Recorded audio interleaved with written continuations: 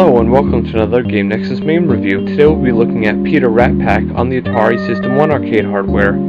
This game was released back in 1984, and it was ported to the Amstrad CPC and Commodore 64 in 1988. Let's get right into this.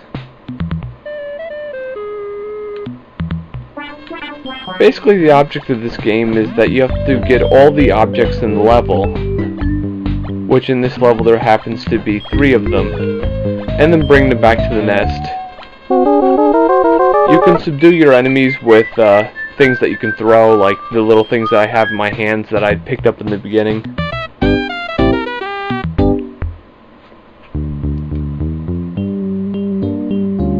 It's a rather simplistic concept, but it can be quite challenging at times, especially in levels like this where there's multiple enemies flying around like these bats. They are freaking relentless. They remind me a lot of the teacher and Mikey. They will just get you, no matter what you do. One of the best things to do in this game is, especially if you have a lot of enemies at you, try to get the items back to your nest as soon as you possibly can, because what happens is if you actually die, the items will stay where you left them. And then you won't be able to actually bring them back. But at least in this occasion, they didn't stray too far from the nest, so I should be able to get them this time. Okay, and then I actually passed that stage.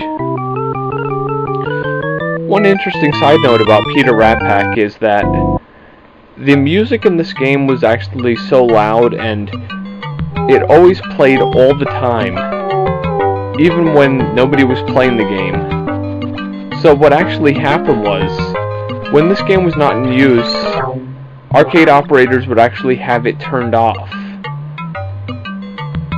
because other arcade patrons would be bothered by the game playing in the background, so they would complain about it, and arcade operator would have to unplug the game because it just was simply too loud.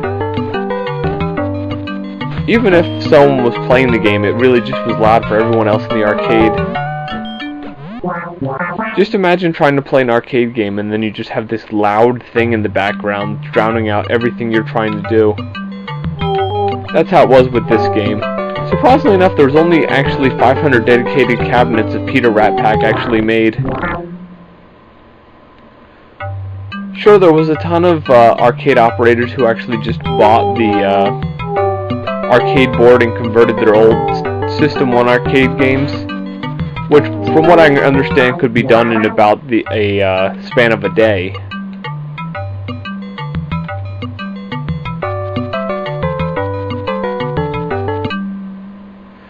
I'm going to just show you the other difficulty levels a little bit. You'll see how much more relentless, even on medium, this is.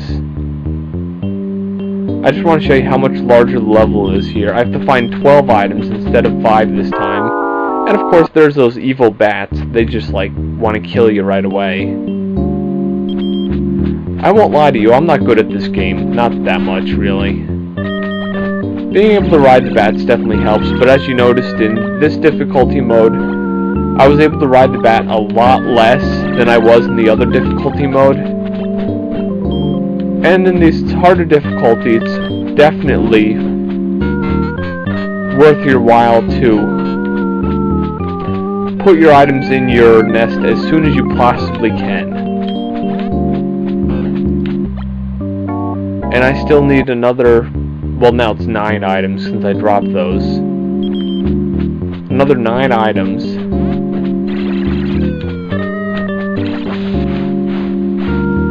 Only thing I have to say is slight consolation is at least those drops don't kill you, since everything else in this game seems to kill you.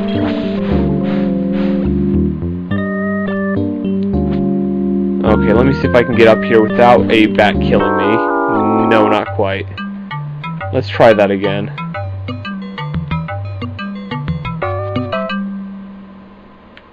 Let's go back to this difficulty and see if I can do this again. For the time this game was made, I have to say the graphics are actually halfway decent, Considering this was made back in 1984 when Nintendo was out, these are like better than Nintendo quality graphics, so I have to definitely give it the nod there. The gameplay is like your classic puzzle game. You basically have to figure out how to get through all this stuff without being accosted by your various bats, rats, dogs, or other enemies. If you're really into puzzle games, you're going to really love this game. Personally, I'm not into the puzzle games all that much, and I find games like this a little bit more frustrating than entertaining, especially when you got these relentless enemies that will just come and kill you. I'd have to say it was worse than the principal in Mikey. Principal Mikey seems kind of nice compared to the bats in this game and the other flying enemies.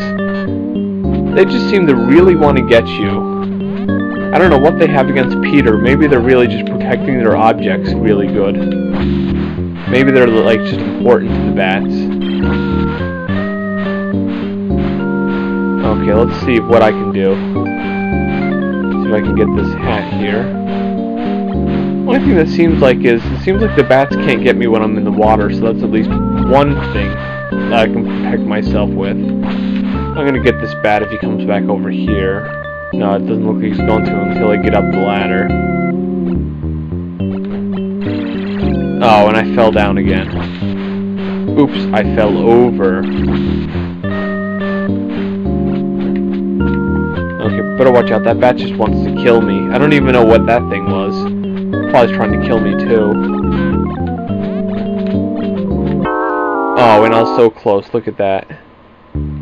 Well, at least I can just grab the items now and then just go right back to the nest.